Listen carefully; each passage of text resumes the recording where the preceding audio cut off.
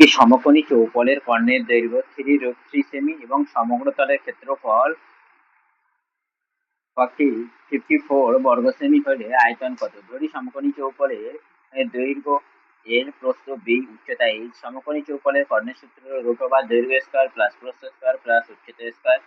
কর্ণ বলে দিয়েছে 3√3, তাহলে D equal to √/, L square B square plus H square equal to 3√3। উভয় পক্ষে বর্গ করে ডি স্কয়ার সমান L square B square plus H square সমান 27। উভয় 27 সমগ্র তলের ক্ষেত্রফলের সূত্র 2 ইন্টু দৈর্ঘ্য ইন্টু প্রস্থ প্লাস প্রস্থ ইন্টু উচ্চতা প্লাস উচ্চতা ইন্টু দৈর্ঘ্য সমান 54 বলে দিয়েছে। তাহলে 2 দিয়ে ভাগ করলে L B plus B H plus H H সমান 27। তাহলে আয়তনের সূত্র কি? আয়তনের সূত্র হলো দৈর্ঘ্য ইন্টু প্রস্থ ইন্টু উচ্চতা।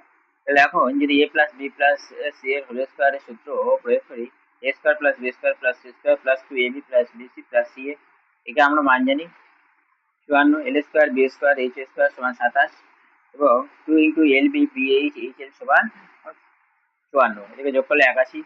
এল বি এইচ কে রুট করে 9, L square B square H square সমান 27 আমরা জানি, আর এল বি এইচ সমান 27। তাহলে যদি এল বি এইচ হয় তাহলে 3 এল স্কয়ার সমান 27, এল স্কয়ার সমান 9, এল সমান 3, এল বি এইচ সমান 9, 3 3 6 9, যা 3 নম্বর শর্ত মিলছে। আর 3 এল স্কয়ার সমান 27, এটাও মিলে যাচ্ছে। তাহলে অতএব এল